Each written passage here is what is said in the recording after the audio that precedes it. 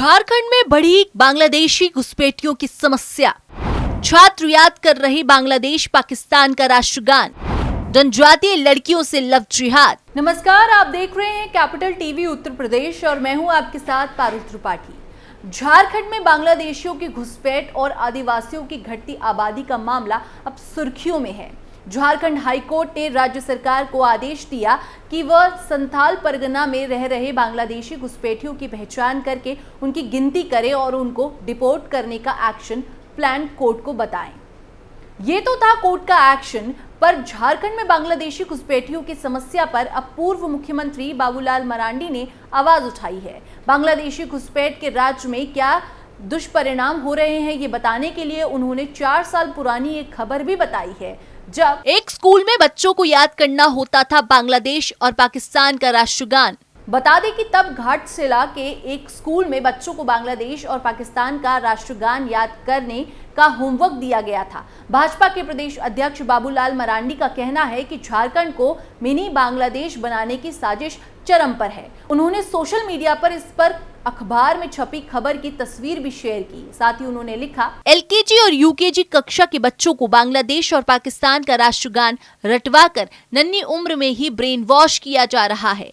ये संयोग नहीं बल्कि झारखंड की आदिवासी मूलवासी पहचान को मिटाने का खतरनाक प्रयोग है।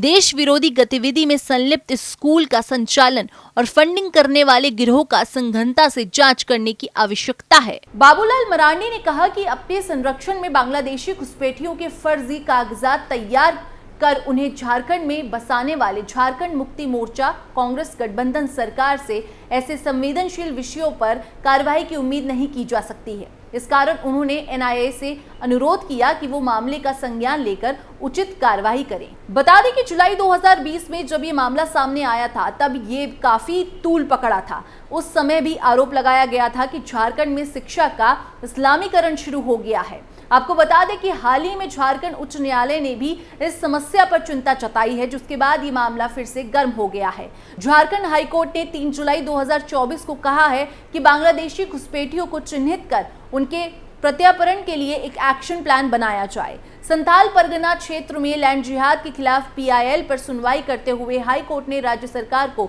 2 हफ्तों के भीतर एफिडेविट तैयार करने के लिए कहा है। इस मामले में जमशेदपुर के रहने वाले दानियाल दानिश ने झारखंड हाईकोर्ट में पीआईएल फाइल की थी कि संथाल परगना में बड़ी तादाद में घुसपैठिए दाखिल हो गए हैं, जिससे वहां की डेमोग्राफी चेंज हो रही है और आदिवासियों की संख्या घट रही है। याचिकाकर्ता दानियाल ने अदालत से कहा कि संथाल परगना में बांग्लादेशी घुसपैठिए आदिवासी महिलाओं से शादी करके उनका धर्म परिवर्तन कर रहे हैं और उनकी जमीन को गिफ्ट डीडी के जरिए हत्या रहे हैं। उन्होंने ये भी कहा कि घुसपैठिए आदिवासी महिलाओं से शादी करके उनके नाम पर रिजर्व पोस्ट को रिमोट से चला रहे हैं। झारखंड के बंगाल से लगने वाले जिलों में घुसपैठियों ने बहुत बड़ी तादाद में मस्जिदें और मदरसे कायम कर लिए हैं। झारखंड हाईकोर्ट ने जिस मसले पर सुनवाई की उसको लेकर संथाल परगना के लोग काफी दिनों से आवाज उठा रहे हैं। कई सोशल वर्कर आदिवासियों की कम होती आबादी और बदलती डेमोग्राफी को लेकर चिंता जता चुके हैं। संथाल परगना में घुसने इसीलिए आसान है क्योंकि वहां से बांग्लादेश केवल 15 किलोमीटर दूर है। संथाल परगना की सीमा पश्चिम बंगाल से लगती है और वहां से बांग्लादेश बॉर्डर ज्यादा दूर नहीं है। संथाल परगना के लोग अक्सर कभी पैदल तो कभी नाव से नदी पार करके बंगाल जाते आते रहते हैं। अब अगर बांग्लादेश से किसी को झारखंड में दाखिल होना है तो उसे बस ये 15 किलोमीटर की दूरी तय करनी होती है। बांग्लादेश बॉर्डर करीब होने के वजह से ऐसे कई पॉइंट हैं जहां बंगाल से होते हुए झारखंड में दाखिल हुआ जा सकता है। झारखंड का पाकुड़ जिला बांग्लादेश बॉर्डर से सबसे करीब पड़ता है। वहां काम करने वाले सोशल एक्टिविस्ट धर्मेंद्र कुमार ने घुसपैठ के पूरे नेक्सस के बारे में बताया है। घुसपैठ करके झारखंड में बसने वाले बांग्लादेशियों के पास कई बार तो दोनों देशों के आईडी कार्ड होते हैं, जिससे वे आराम से बांग्लादेश और भारत आ जा सकें। 10% से बढ़कर 23% हुए मुसलमान। 2011 में संथाल परगना के सभी जिलों में आदिवासियों की आबादी केवल 28% रह गई थी। वहीं 1951 में जहां मुसलमान 10% से भी कम थे, ये बढ़कर लगभग 23% हो गए हैं। अगर आप संथाल परगना के जिले में जाएं, थोड़ी थोड़ी दूरी पर आपको नई मस्जिद या मदरसा नजर आएगा। ये मदरसे और मस्जिदें भी घुसपैठ कराने में रोल अदा करते हैं। बांग्लादेश से झारखंड में दाखिल होने वाले घुसपैठिए सबसे पहले इन्हीं मस्जिदों और मदरसों में आकर ठहरते हैं, फिर उसके बाद भारत के नागरिक होने के फेक डॉक्यूमेंट्स तैयार कराए जाते हैं। इसके बाद वे आराम से भारत के नागरिक बनकर रहने लगते हैं। अगर हम आबादी का डेटा देखें तो साफ पता चलता है कि संथाल परगना के सभी जिले में आदिवासी घट रहे हैं। वहीं पिछले कुछ सालों में संथाल परगना में मुसलमानों और ईसाइयों की आबादी तेजी से बढ़ी है।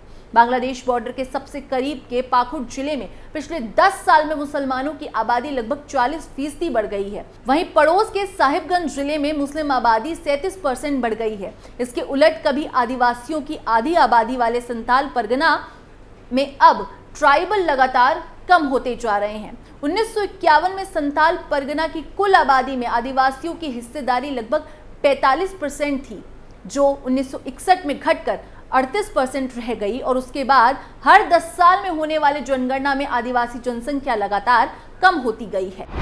झारखंड में घुसपैठियों के कैसे बन जाते हैं फेक डॉक्यूमेंट? झारखंड में बांग्लादेश से आने वाले घुसपैठियों के लिए फेक डॉक्यूमेंट्स बनाने के लिए बाकायदा फेक वेबसाइट भी चलाई जा रही हैं और सरकार को इस बात की खबर है। पिछले साल गृह मंत्रालय ने एक डॉक्यूमेंट रिलीज किया था। इसमें बताया गया था कि 120 से ज्यादा फेक वेबसाइट्स नकली बर्थ सर्टिफिकेट बनाने का काम कर रही हैं। होम मिनिस्ट्री ने झारखंड सरकार को खास तौर पर चेताया था कि राज्य में बहुत सी वेबसाइट चल रही हैं जो घुसपैठियों के लिए नकली बर्थ सर्टिफिकेट बना रही हैं। होम मिनिस्ट्री की एडवाइजरी मिलने के बाद झारखंड पुलिस की स्पेशल ब्रांच ने सभी जिलों के एसएसपी और कलेक्टर्स को चिट्ठी लिखी थी और उनको बताया था कि संथाल परगना में बड़ी तादाद में घुसपैठिए दाखिल हो रहे हैं। संथाल परगना के साहिबगंज जिले के बीजेपी विधायक अनंत ओझा ने भी इस बारे में चुनाव आयोग को पत्र लिखा था।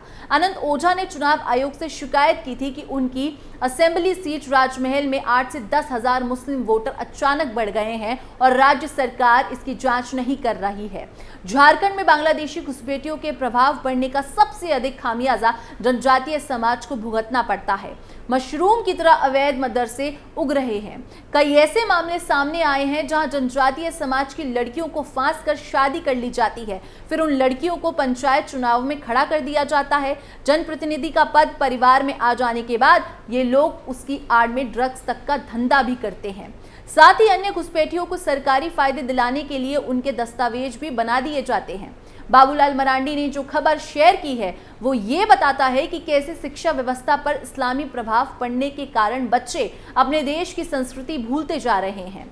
नंदलाल स्मृति विद्या मंदिर नामक स्कूल में छात्रों को भारत नहीं बल्कि पाकिस्तान और बांग्लादेश का राष्ट्रगान याद करने का होमवर्क दिया गया था। अभिभावकों का कहना था कि वो अपने बच्चों को पाकिस्तान और बांग्लादेश का राष्ट्रगान नहीं पढ़ने देंगे। विद्यालय प्रबंधक को ये टास्क विरोध के बाद वापस लेना पड़ा था।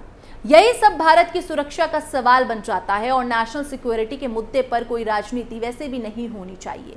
घुसपैठियों की भारत में कोई जगह नहीं है। उनकी पहचान करना, उन्हें देश से डिपोर्ट करना बहुत जरूरी है।